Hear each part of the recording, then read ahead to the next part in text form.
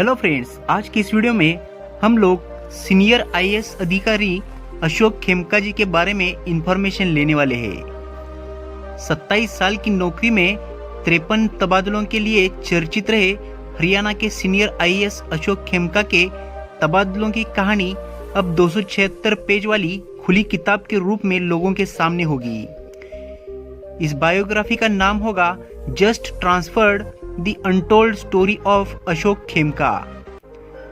हरियाणा प्रदेश के अब तक के इतिहास में यह पहला मौका होगा जब हरियाणा कैडर के किसी अफसर के सर्विस पीरियड पर कोई किताब आ रही है। यह भी तय है कि खेमका की किताब आते ही नई बहस छिड़ सकती है, क्योंकि अशोक खेमका ऐसे आईएएस है जो नेताओं को विपक्ष की भूमिका में रहते हुए ही अच्छे लगते हैं।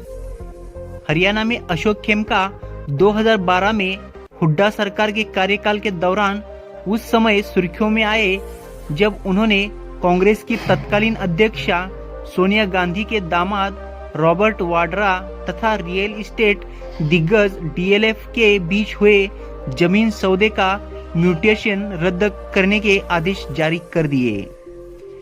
यह वह वक्त था जब केंद्र में यूपीए का राज था और हरियाणा में भी कांग्रेस की ही सरकार थी। डॉक्टर अशोक खेमका की भ्रष्टाचार के खिलाफ लड़ाई में हर कोई उन्हें शाबाशी देता जरूर नजर आता है, लेकिन जंग के मैदान में कोई उनके साथ खड़ा नहीं दिखता। खेमका अकेले ही खड़े जूझते दिखाई देते हैं। हालांकि कुछ राजनेताओं, जजों, सांसदों ने उनके बारे में समय समय पर बेबाक राय रखी है। खेमका का टकराव अमूमन हर राजनीतिक दल की सरकार से हुआ है। इसका खामियाजा उन्होंने ज्यादातर तबादलों के रूप में भोगा, बल्कि एक बार तो एक अधिकारी के तौर पर मिली सरकारी गाड़ी तक छीन ली गई थी। लेकिन तब भी खेमका नहीं डिगे और पैदल ही घर से ऑफिस आते जाते रहे। उन्होंने चार्जशीट का भी सामना किया। इस पुस्तक को दिल्ली के पत्रकारों भवदीप कंग और नमिता काला ने लिखा है। 5 मार्च को इस पुस्तक का विवेचन हो चुका है। बंसीलाल के नेतृत्व वाली सरकार से खेमका के तबादलों का दौर शुरू हुआ। आईएनएलडी सरकार के दौरान खेमका का 5 वर्ष में 9 बार तबादला हुआ। निर्देशक के रूप में श्रम, रोजगार एवं प्रशिक्षण विभाग में उन्होंने 15 महीनों का कार्यकाल पूरा किया, जो उनकी सर्विस का सबसे लंबा समय है। पूर्व केंद्रीय मंत्री यशवंत सिन्हा ने एक मौके पर कहा था कि अशोक खेमका का करियर इसकी जीती जागती मिसाल है कि जब एक अफसर ईमानदारी के रास्ते पर चलता है तो उसका अंजाम क्या होता है।